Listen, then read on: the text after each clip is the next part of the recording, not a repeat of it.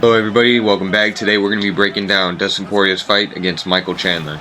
Immediately Michael Chandler out here in the center of the octagon stepping on that monster logo, and that's really the struggle for this whole fight. Michael Chandler is trying to get the center and Dustin Poirier is trying to fight it. Michael Chandler comes in here with a wildly telegraphed leg kick and Poirier chooses to move out of the way instead of check it. Michael Chandler recovers, and now the big problem for him is a lot of hand fighting because Dustin Poirier is in that southpaw stance. So now he goes in with a leg kick and Chandler doesn't like getting backed up. Chandler knows he can't punch from this distance, so he has to use his footwork to get in closer to Poirier. And he does exactly that. He does a double step here into a cross that lands on Poirier's chin. But Poirier's got a good chin, man, and it's really hard to rock him. Poirier goes in with a left cross, and then Chandler throws a body kick. He's trying to get distance, so he throws that same body kick 3 more times. The struggle for who is controlling the octagon is the most important thing in this fight. If you see Michael Chandler here throwing body kicks and throwing leg kicks trying to back Poirier up, and now Poirier is going to go forward, and they're hand fighting, and now Chandler is going to go forward. It's really a back and forth between them of who's trying to control the octagon, and right now Chandler is controlling the octagon again. He's going to keep going forward, and when Chandler throws his body kicks to throw some combos, another body kick trying to get some distance, and that's what this is all about. All that pressure for Chandler has paid off. He's got Dustin behind that line now, and he's able to cut off both sides of the octagon. Chandler's going to keep going forward and keep putting on the pressure, but one thing that Dustin does better than Chandler is cover up on the fence whenever he's hurt. He's able to, look at that defense right there. He's able to throw counters and still be in the fight without getting too rocked to where he's about to get finished. And now Dustin's trying to push that pace, trying to go forward even farther. And see all this hand fighting. It's because Dustin likes to change from southpaw to orthodox, and right now southpaw is working out for him. It's making a lot of hand fighting, and here in a second Chandler throws a cross and eats a even harder jab by Dustin. Now Chandler is going to blitz forward with 4 hooks and none of them land. A lot of hand fighting and leg kicks going on right now until a very important moment. Chandler dips down for a takedown and then headbutts Poirier. Dustin gets rocked by the headbutt, and now he's stumbling backwards and Chandler puts on the pressure. But Dustin does a really good job of surviving somehow. He's able to frame and block with his forearms and just survive. But Chandler makes a really good play and does a takedown, which is an opposite of a Michael Chandler move. And it's really smart for him to do this. He has a lot of control time here. He spends a lot of time here, and he definitely wins this round, in my eyes at least, just because of all this control time as well. Poirier got to the cage, he's trying to get to his feet, and Chandler is going to do another takedown, but not as successful, so he lets go and tries to throw a couple punches. Dustin fires back. Now Chandler throws a body kick, and he completely exposes his back to Dustin. Dustin, from that southpaw stance, tries to hit him with the cross and misses by inches, and then Dustin even shows him. Now Dustin has Chandler backed up, and that is not good for Michael Chandler. He cannot absorb the same kind of strikes that Dustin can. Dustin's way bigger, and he hits way harder, it seems like. Chandler tries to take some revenge, but Dustin finally switches and hits him with the right hand from orthodox. Now, the difference between Dustin and Chandler in this fight is how they can recover, because both of them eat big shots, but Michael Chandler cannot recover as well as Dustin can. Watch, he keeps his hands down and he just eats shots. He attempts to put his hands up, but it's just not his style. He tries to run away like he did against Oliveira, and he still gets pounded on.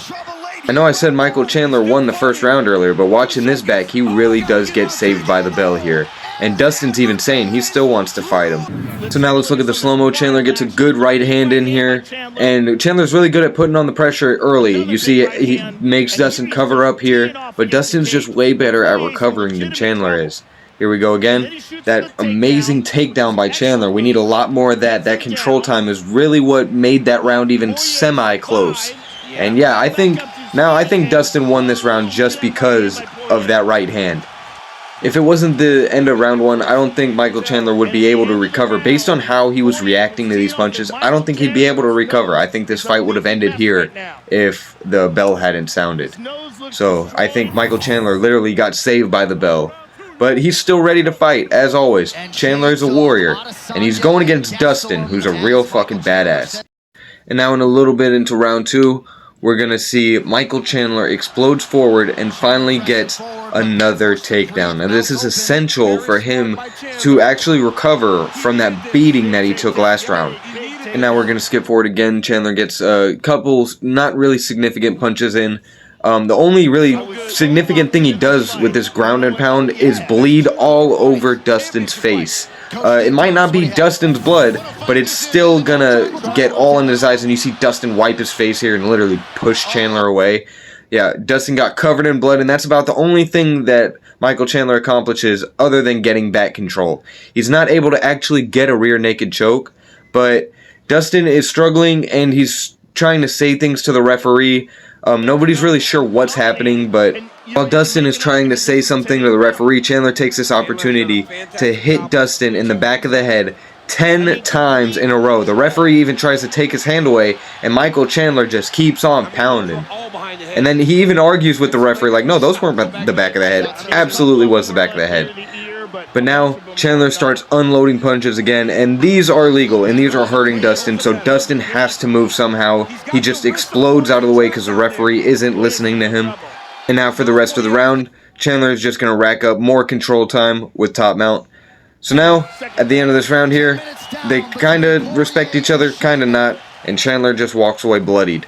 Now this punch here really affects Chandler for the whole fight because now he is forced to breathe out of his mouth. And that's going to come into play later on here in the third round. Here we go again. Chandler, really smart decision to take Dustin down. The only problem with Chandler's takedowns was he isn't able to get efficient ground and pound in. If he was able to get some significant strikes on Dustin, then that would help him a lot. But those shots to the back of the head didn't help him. Those took a lot of seconds for the referee. And now, here we go with round 3.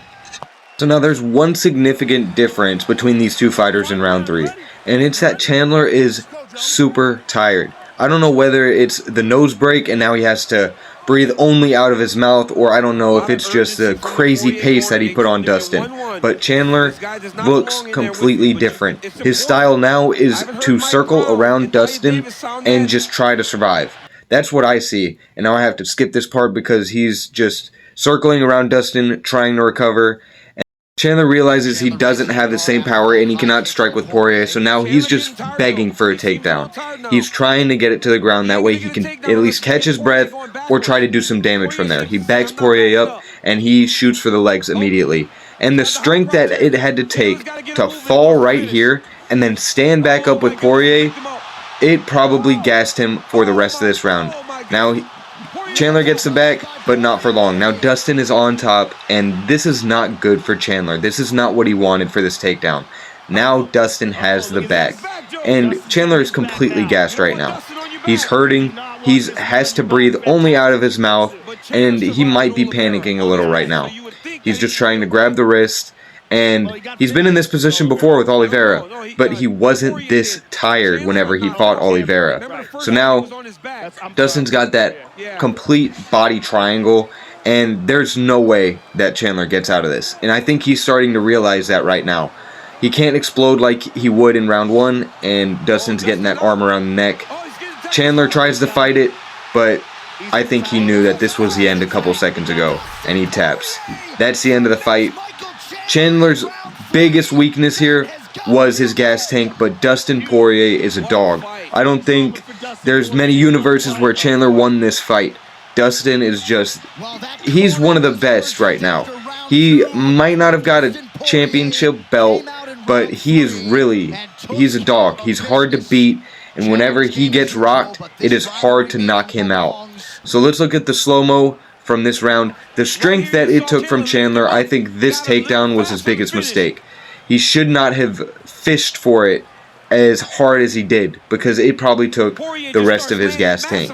And now he's getting pounded on by Dustin, and whenever Dustin got back control in that body lock, I think it was all over from then. And Chandler knew it because he tries to fight it, but he taps. Dustin Poirier and Michael Chandler are both some of my favorite fighters, and to see them both battle it out like this was really awesome. But Dustin Poirier is the one that I had going into it, and I think Dustin Poirier is going to win against Gaethje too this weekend. And as always, guys, I'm going to put the highlight of this fight at the end of the video while I'm talking. Thank you all for watching. This was actually a really fun breakdown to make. If you want more breakdowns like this, guys, let me know in the comments for real. Because I don't know if I should do more UFC breakdowns, more Street Beefs breakdowns, pro boxing, King of the Streets, Dambe. I will do any type of mixed martial art that y'all suggest, but you just gotta let me know, guys. And if you guys didn't know, I have an Instagram account, same username at AJStember_MMA. We do live streams every single night there, so if you guys want to talk to me, or you even want to join the live stream, make sure to check it out. Seriously, guys, thank you for making it to the end of the video, and because you made it to the end, I'm going to tell you that the next video that I am making is actually Mike Tyson versus Peter McNeely breakdown, so stick around for that. Thank you guys, seriously, for watching to the end, and yeah, guys, I'll see you in the next one. Later.